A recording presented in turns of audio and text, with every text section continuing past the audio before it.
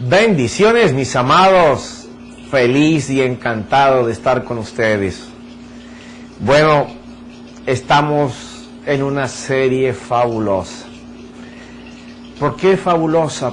Porque esta serie trata de por lo cual el Señor vino y se encarnó y murió en la cruz y resucitó. El perdón. Si tú puedes entender todo el marco que conlleva el perdón, no solamente serás libre, saldrá de tu miseria, de tu pobreza, tanto física como espiritual. Hay personas que han ido a sus tumbas porque desde muy pequeño alguien colocó en su vida pecado. Como estábamos leyendo en el capítulo anterior en Romanos 5, 12 y 17. Por culpa de alguien entró el pecado en ti.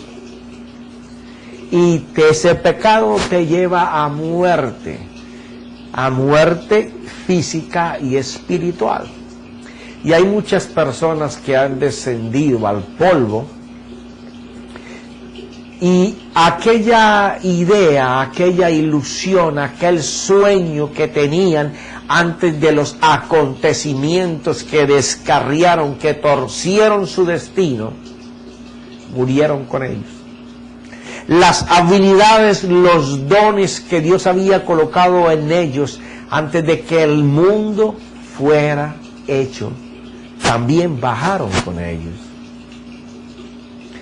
Porque no conocieron la misericordia, la compasión y el perdón de Dios.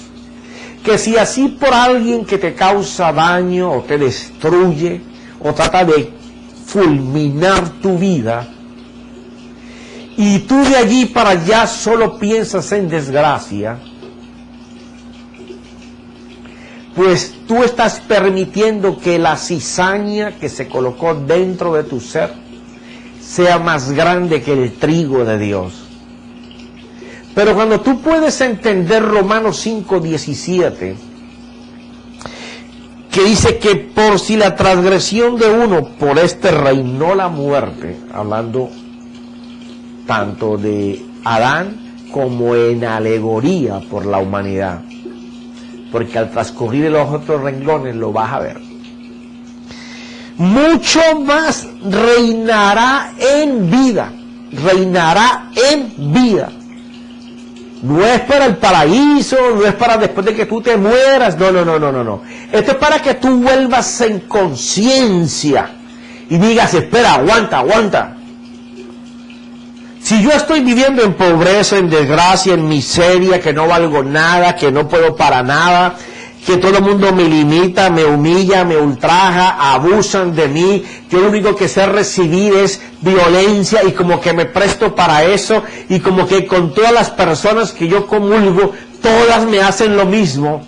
Bueno, ya te comenté en el capítulo anterior que hay un espíritu que está dominando tus generaciones anteriores y ahora te posee a ti porque vino en el ADN de tus padres. Y si quieres escuchar cómo sucede esto, tienes que ir al capítulo anterior. Pero el Señor está diciendo en este momento, mira, no importa que eso haya venido transportado por generaciones. Eso no tiene nada que ver con que haya venido por generaciones. Yo ahora tengo el poder de que si la muerte entró por uno y el pecado entró a ti y la desgracia entró a ti y la flagelación entró a ti y todo lo que te ha aplastado por tiempo, hay algo que es mucho más grande y poderoso que lo que tú vives. Y entonces dice, porque si por la transgresión de uno por este reinó la muerte, mucho más reinará en vida por medio de uno, de Jesucristo. Ahora aquí hay que parar. ¿Por medio de quién hay que reinar? Por medio de Jesucristo. ¿Cuándo hay que reinar? Aquí, en esta vida. Ah, pero es que no sucede así. Bueno, es que tienes que tenerlo a Él, porque es por medio de Jesucristo que tú vas a reinar en esta vida, y que la vida que estás llevando, no importa desde qué edad hasta hoy que estás escuchando el mensaje, tiene que irse de ti, porque Él es más poderoso que lo que te ha pasado. Él va a cambiar tu lamento en baile. Esa quejabanza de todos los días por la desgracia sufrida, Él la va a transformar en alabanza y agradecimiento a Dios. Pero tiene que ser por medio de Jesucristo. Por eso dice que mucho más reinarán en vida. Ahora bien, aquí usa una palabra clave. Habla de reinar. ¿Qué es reinar? Reinar es cuando tú estás establecido como gobernante en un lugar. Si no, no reinas. Una esposa es la reina de la casa cuando el esposo le da el lugar para que ella pueda reinar.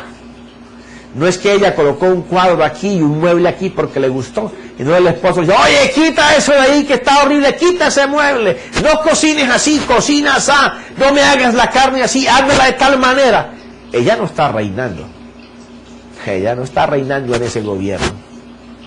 Porque en donde ella debería reinar, su esposo quiere reinar. Reinar es tener gobierno sobre algo. Cuando el Señor nos está diciendo que mucho más reinarán, ese reinarán eres tú y yo en esta vida por medio de Jesucristo, y tú miras tu pasado y tú ves que tú no has reinado. Sí. Si tú miras tu pasado y no estás reinando, no estás gobernando, y la palabra dice que mucho más reinaremos cuando Él esté instalado en nosotros, porque vamos a reinar en esta vida por medio de Jesucristo. Entonces, el que estaba reinando antes en nuestra vida no es Jesucristo, es el mal, el pecado que nos alcanzó, el cual entró por lo que nos hicieron o por lo que hiciste en otra persona. Instalaste el pecado en esa persona. Ahora esa persona, igual que el agredido, tiene que arrepentirse. Y el agresor tiene que arrepentirse, porque si no, ese espíritu dominante va a seguir reinando en él y le va a seguir causando daño a otras personas. En cualquiera de los dos bandos, tú tienes que saber que tú no has gobernado, que te han gobernado. Y en ese gobierno que te instituyeron, fue un gobierno de mal, de destrucción, de daño. Porque tus padres tampoco tuvieron un gobierno ellos. Los gobernó el mal también. Y a sus abuelos el mal, y así van por generaciones. Pero ahora se tiene que acabar. Porque si tú miras tu pasado, y en tu pasado tú no has gobernado, es el pensamiento que le toma la forma para establecer un gobierno, tus ideas, tus principios, tus conceptos. Todo lo que tú creas es alrededor del mal. Entonces el mal gobierna tu ser. Pero qué maravilloso que Él dice, si por alguien entró el pecado en ti, mucho más Jesucristo va a reinar. Pero ¿qué tenemos que hacer? Mucho más reinará en vida por medio. Quiere decir que yo no lo tengo. Quiere decir que para poder que yo reine, tiene que estar el que me hizo a mí, dentro de mí, reinando, gobernando. ¿Qué quiere decir eso, profeta? Gracias por preguntármelo. Eso quiere decir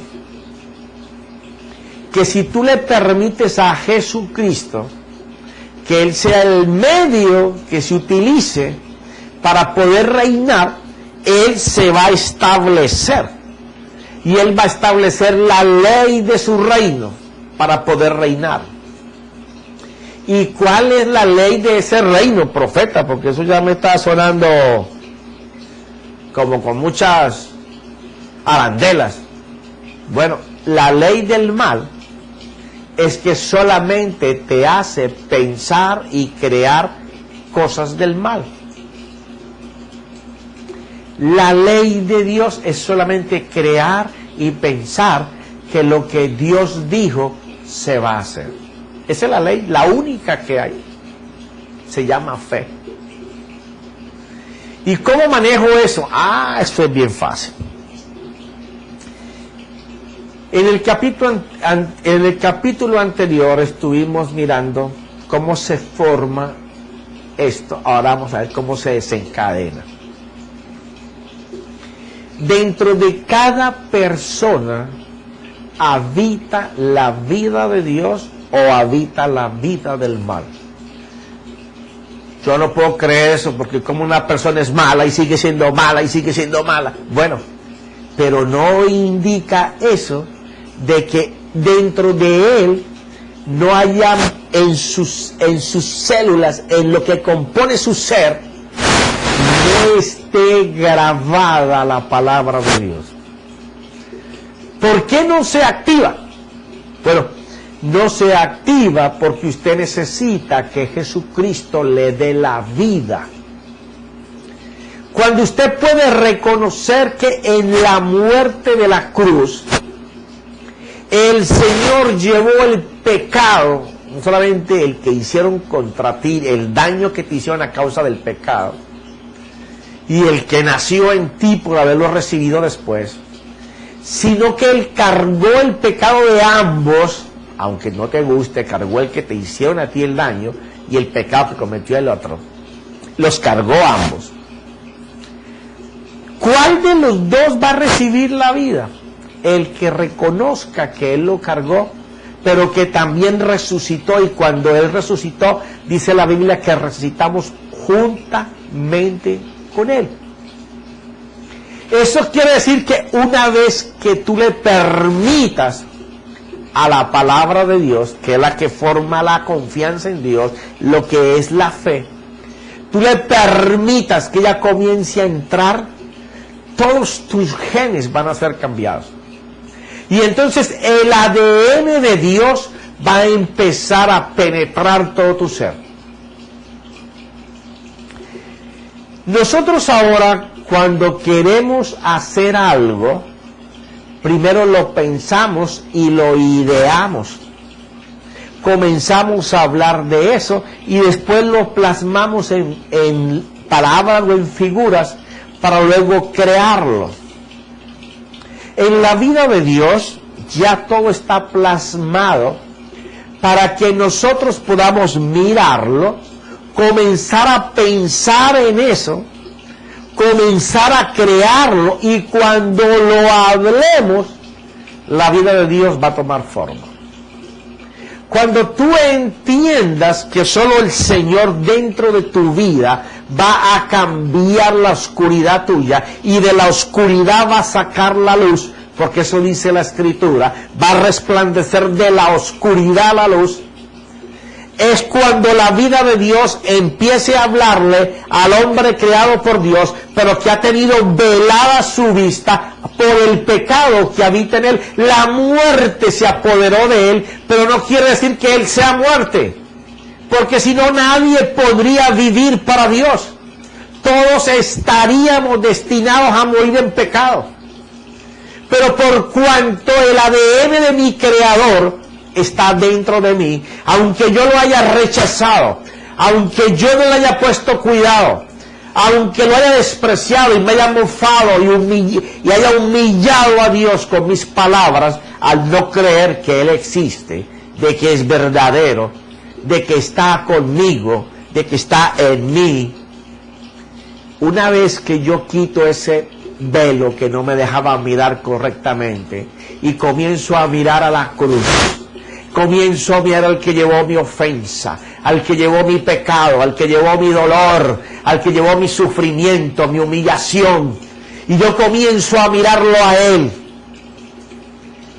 Esa palabra de bendición, de gracia, de favor, viene dentro de mí y se lleva de mi ser, arranca de mi ser todo el mal y el pecado que por un hombre o por una mujer se metió dentro de ti. Y cuando eso sucede, entonces es cuando nosotros hacemos parte de este versículo en Romanos. Porque si por la transgresión de uno por este reinó la muerte, mucho más reinará en vida por medio de uno, Jesucristo, los que reciben la abundancia de la gracia y el don de la justicia. ¡Wow! Los que reciben la abundancia de la gracia y el don de la justicia. Quiere decir que una vez que nosotros recibimos al Señor Jesucristo en nuestras vidas, el favor de Dios, lo que siempre has anhelado pero que nunca has podido vivir, todo ese malestar y destrucción que hay en nuestras vidas, de niños, de infancia, de pubertad, de juventud, de madurez, de vejez, siempre atados y encadenados a un pasado. Una vez que recibimos al Señor Jesucristo y le damos la posibilidad, decimos, Señor, nos entregamos totalmente para que tú seas quien reine, quien gobierne, el favor de Dios se instala de inmediato dentro de tu ser. Y el don de la justicia de Dios comienza a caminar contigo, porque te inunda, te cubre el amor de Dios. Y cuando tú puedes vivir dentro de ti la justicia de Dios, el amor de Dios, tú podrás decir, como seguía hablando el apóstol Pablo, en el versículo 21, para que así como el pecado reinó en la muerte, así también la gracia reine por medio de la justicia. Y esto es maravilloso lo que sigue. Para vida eterna mediante Jesucristo nuestro Señor. Hay una seguridad de que cuando nosotros le permitimos al Señor Jesús venir a nuestro corazón, no solamente se lleva nuestra carga, no solamente se lleva nuestra aflicción, nuestro dolor, nuestra enfermedad, nuestro delito, nuestro pecado, nuestro error, nuestra equivocación, sino que trae con Él el favor a nuestras vidas para que lo disfrutemos aquí mientras vivimos. Pero lo más glorioso, te garantiza, te asegura por la vida de Dios en tu vida, que reinarás con Él para la eternidad.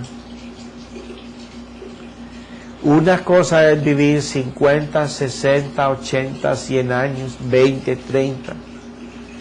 Pero otra cosa es vivir en donde no va a haber tiempo de años, no va a haber fecha, no va a haber calendario. Es a lo infinito, tú no puedes mirarlo, ni verlo, ni oírlo. Es al espacio en que vamos con Dios, en donde se mueve Dios. Pero tienes que saber qué es esa gracia, qué es lo que Él te dice como ese favor que Él te da tan pronto tú le reconoces. ¿Qué es lo que se ganó cuando Jesús resucitó? Mira lo que dice Efesios 1.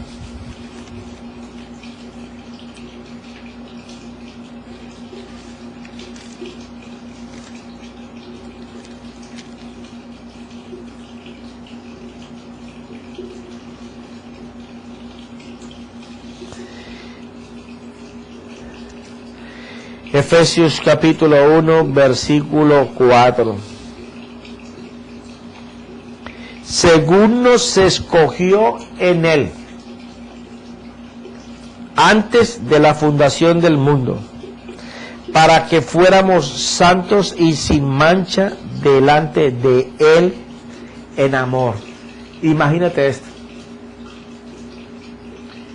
¿Cómo va a ser posible, por ejemplo, en mi caso, yo me acuerdo, todo lo que yo pude sufrir desde mis 10 años hasta los 20, y después la amargura y la raíz que me mataba y me consumía de los 20 a los 30? ¿Cómo va a ser posible que yo ahora me dé cuenta que Él me había escogido a mí antes de que siquiera Adán fuera formado, y me había escogido en Él antes de la fundación del mundo? Si Él me iba a escoger en Él, ¿por qué no me cuidó desde que estaba pequeño para que yo no pasara por todo lo que yo pasé? Y el día que yo pude entender esto, que pude saber cómo es que Dios me escoge a mí, porque no es que Dios te escoge porque a Dios le dio la gana escogerte como tú eras, y entonces a uno escoges porque Él quiere y a otros desecha. No. Cuando Él te escoge es en el momento en que, como dice la Escritura, Él, siendo el alfa y el omega, Él estuvo antes que fueras y estuvo cuando dejaste de ser aquí en la tierra. Entonces, por un don que tiene Dios, que es la presciencia, el conocimiento previo de las cosas antes de que las cosas sucedan. Por eso leímos en el capítulo anterior, Apocalipsis capítulo 13, versículo 7, aquel cordero que fue inmolado antes de que todas las cosas pasaran. No había sido creado nada y ya Jesús había sido matado en el corazón de Dios. De la misma manera, Él pudo ver mi vida en el momento de mi nacimiento y en el momento de mi muerte, y todavía mi muerte no ha llegado. Y Él pudo ver todo lo que pasaba en mi vida desde que nací hasta que morí, y pudo ver el momento de mi vida en donde yo iba a tomar la decisión de que quería cambiar mi vida, quería parar lo que estaba haciendo, y que yo quería que Él fuera quien se entronara, reinara y gobernara dentro de mi ser, porque reconocía que yo no podía cambiar las cosas, sino que antes el pecado que estaba instalado dentro de mí, el mal que estaba instalado dentro de mí, cada día me iba llevando más y más y más a la pérdida. Pero un día yo reconocí que sin Él yo iba al lago de fuego. Yo iba a morir tanto física como espiritualmente, en desgracia, en pobreza, en miseria, física y espiritual, odiando, con rencor, con venganza, pero nunca disfrutando y siendo feliz. Tal vez contaminando a mis hijos, a mi esposa y a todo el que estuviera al lado mío. Ese día que yo decidí, porque recuerda, Él viene a la puerta de tu corazón, la toca. Si tú le abres, Él preparará cena y tú cenarás con Él. Quiere decir que hay que tomar una actitud de permitir que Él, nuestro Creador, venga a nosotros y cambie todo. A partir de ese momento, Él no solamente te escoge como su hijo, sino que te predestina para que todo te vaya bien, a cambio de que tú no sigas escuchando las mentiras del enemigo, que siempre habitualmente las usabas. Y esa es la lucha que le corresponde a las personas en el cambio. Dejar de pensar como pensaba para transformarse a pensar como piensa Dios. Y como nos habitamos a pensar tanto de una manera, es difícil cambiar el pensamiento, obligar la mente y sujetar todos los pensamientos y llevarlos cautivos a Jesucristo. Ahí es donde está el éxito o la mediocridad de un hijo de Dios. Ahí es donde está donde tú alcanzas la bendición de Dios o donde tú la sueltas. Cuando la duda, el miedo, el tormento, el no se puede, quizás no, entran en ti, son las armas que el enemigo quiere para seguirte teniendo cautivo, aunque lleves la Biblia debajo del brazo, aunque esté manchada por tu desodorante, aunque cantes coritos, aunque cantes alabanzas, aunque la tengas en el carro con las pastas quemadas por el sol, abiertas en tu casa en el Salmo 23 o el 91 o el 55, el 92, el que tú quieras. Pero si no le permites a Él, aunque Él te llame hijo, porque vayas a Él, el favor de Dios no va a estar en tu vida. Mira lo que dice la Escritura. Según nos escogió en Él. O sea, cuando Él te escogió es porque vio que tú clamaste a Dios, abriste la puerta de tu corazón para que Él pudiera instalarse a reinar. Ahora, lo que Él va a reinar dentro de tu casa es lo que tú le permitas reinar. Porque lo importante es que Dios habite corporalmente en nosotros. Que todo tu ser sea la casa de Dios. De acuerdo a las cámaras de tu casa que le entregues a Dios, así va a depender la bendición de Dios, la gracia de Dios sobre tu vida. Según nos escogió en Él, antes de la fundación del mundo, lo que te narré ahora, para que fuéramos santos sin mancha delante de Él. O sea, Él nos salva con un propósito, el propósito de Él, para que nosotros lo hagamos, para que seamos santos y sin mancha. Profeta, ¿y cómo yo camino eso para santo? Eso me suena como bien tenaz. Eso será para los apóstoles, para la Madre de Calcuta, para San Martín de Porres, que le obedecían todos los animales. Pero yo, no. Cuando tú eres hijo, tú eres santo. O sea, tú puedes ser un santo manchado, un santo lleno de problemas, un santo lleno de todavía cosas carnales que habitan dentro de ti, y porque tú no entregas tu voluntad. Pero el propósito de Dios es salvarte para que tú seas santo y sin mancha delante de Él. ¿Y cómo se logra eso? Con lo que hablamos 2 o 3 capítulos anteriores, cuando el amor de Dios se instala en tu vida. Cuando el amor de Dios se instala en tu vida es cuando tú comienzas a valorar lo que Dios hizo por ti. Y entonces viene el clamor que ha hecho los avivamientos en el mundo entero y que aviva los corazones de las personas. Hay personas que andan buscando avivarse. Hay ministros que andan buscando avivamientos y hacen una cantidad de proyectos y caminos, que si oro, que si canto, que si alabo, que si ayuno, que si me arrodillo, que si me paro, que si estoy 7 horas con el Señor, 20 horas con el Señor. No, para. Todas esas cosas son buenas, no son malas. Pero para que la manifestación de Dios sea poderosa en tu vida, tú tienes que primero tener arrepentimiento. Por eso habla de santos y sin mancha delante de Él. Si tú no te arrepientes, no hay posibilidad que Dios haga algo contigo.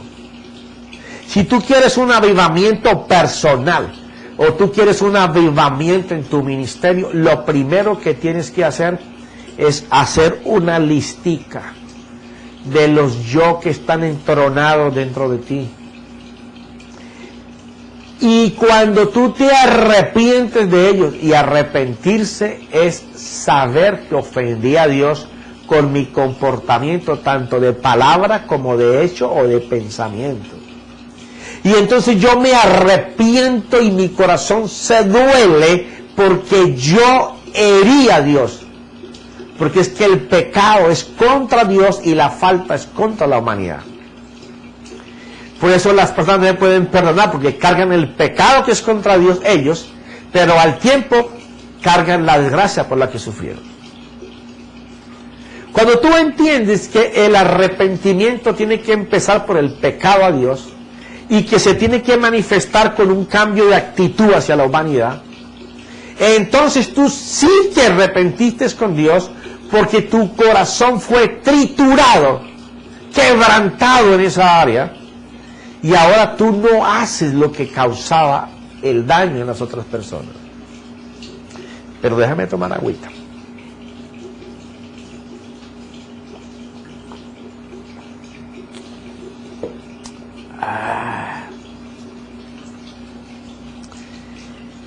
¿Qué es lo que pasa cuando nos arrepentimos?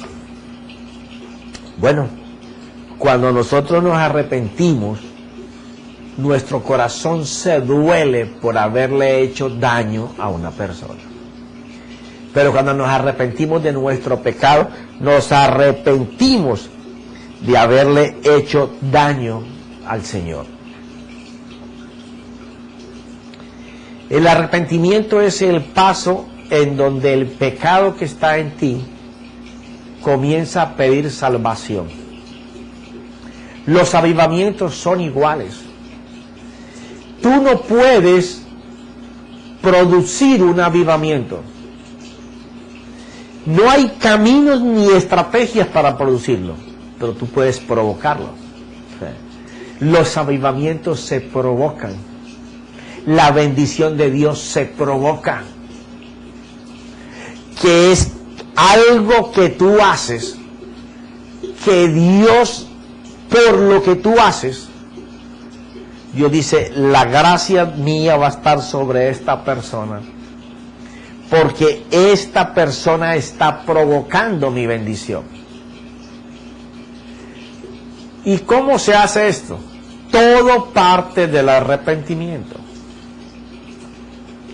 Cuando tú sabes lo que Jesús hizo por ti y puedes valorar, puedes visualizar